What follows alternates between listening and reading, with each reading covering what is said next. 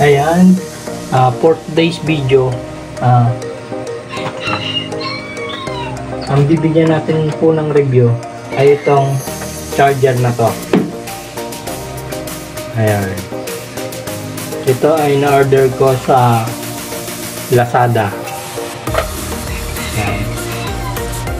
Based on my experience dito sa charger na to, pag nag-charge ako sa gabi, pagising ko sa umaga, ano siya, pag full charge na yung battery, nag-i-stop na siya automatic. Pag nag-full charge yung battery, automatic nag-i-stop siya. At ito naman po yung isa kong charger na naunang binili. Ito naman po, pag ito ang gamit ko, nag-charge ako sa gabi, pagising ko sa umaga, napakainit ng battery ko. Napakainit. So hindi maganda pagka ganun, baka lumobo yung battery o baka sumabog.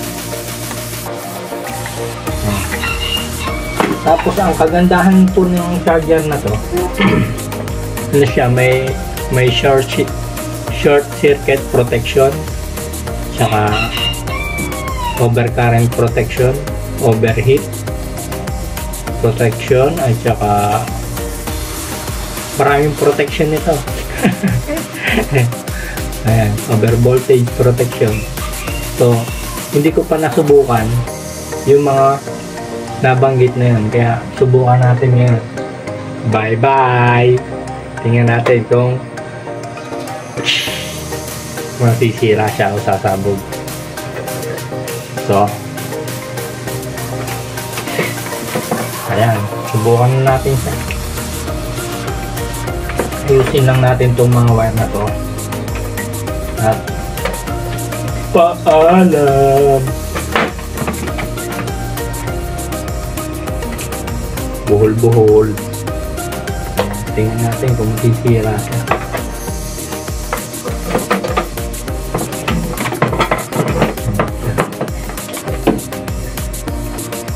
Dito na rin ako magsasaksak sa ating setup. So bubuhayin ko siya sa pamamagitan nitong ating battery. Subukan natin. Ito, diyan ka muna. Mahinang klase. Ayan, buhayin muna natin yung ating setup. Ayan. Ito positive, ito munang negative. Dito siya. Ayan na, tingnan natin kung mabubuhay na siya. Ayun, nabuhay. At ang laman ng battery natin ay 12.8. Low voltage connection ay 12.3. At magre-reconnect siya ng 12.3 plus 4, 12.7.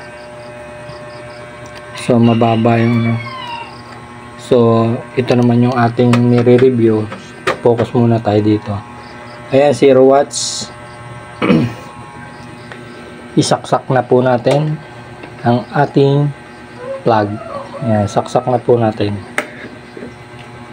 At yun, nabuhay na siya. At nag-reading dito ng 0.6 watts. At ito ang kanyang indicator dito, 14 volt 0 ampere, kasi wala pa tayong charge. So ang una natin gagawin ay i-short circuit natin. Chan-chararan, chan-chararan. Yan na. Ito na po, mga kababayan. Naku po, bye bye.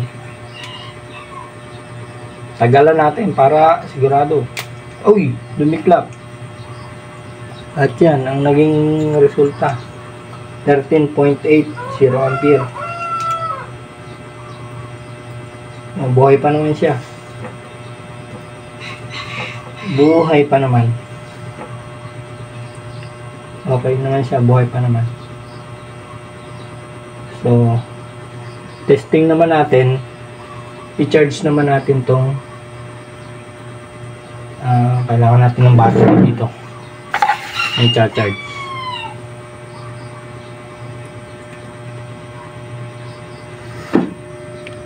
Alin pa bang battery ang pwede? Ito. May battery ako isa rito. Ito siya. I-charge naman natin to. Kita ba? Ayan. I-charge natin itong battery nito. Kung gagana.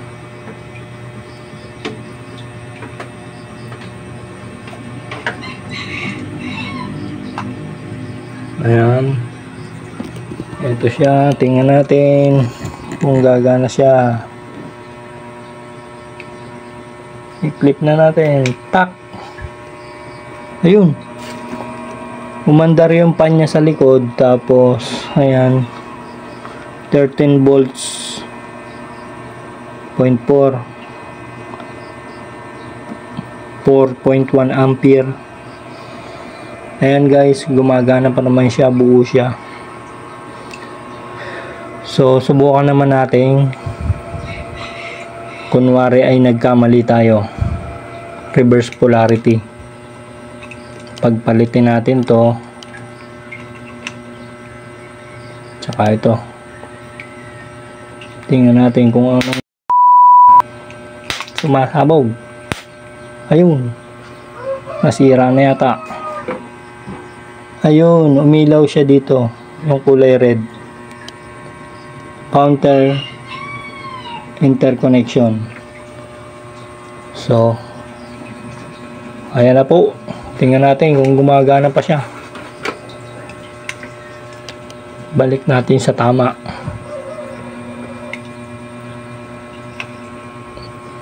Ayun. Buo pa siya. Kinabahan ako. Akala ko wala pang charger. Ayan guys, so far, buo pa naman siya. Ayan. 4.1 ampere. Buo pa naman siya. O yan. Dito siya kumuha ng supply na 12 volts. Sinuplayan niya yung inverter para maglabas ng 220. Dumaan sa breaker, pumunta doon sa outlet. Ayun. Yung siya nakasaksak. Ano pa bang hindi natin nagagawa? Ayan, buo naman siya.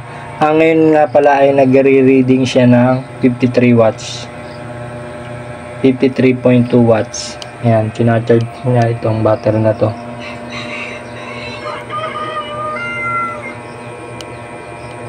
Ayan. O, ito pa. Bigyan ko pa kayo ng isang bonus. I-charge naman natin ito sa kanyang sarili. Total siya ang dahilan kung bakit nagkakuryente yan.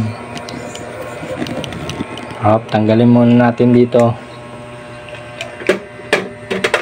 Split natin dito. Nako, mas malaki to pag itong nasira. Itong setup natin. 1, 2, 3. Pak. Ayun, umandar din. Umandar yung pan niya. At 13 volts. 4.3 ampere. Nagcha-charge siya. Yan, i-charge niya na yung sarili niya. Paikot-ikot lang yung kuryente. 12 volts. Galing sa battery na to. Sinuplayan niya tong power inverter na buhay. Naglabas ng 220. Ayan. 220 volts. Ayun na siya. Tapos sumaksak. Tapos itong charger natin. Ayan. China-charge niya yung sarili niya. Ayan. So, kinabahan ako ron. Okay naman. Para sa akin, itong charger na to ay okay siya. Check. Sa may gusto nyo to, ilagay ko na lang po yung sa comment section at saka sa description. Okay, bye bye!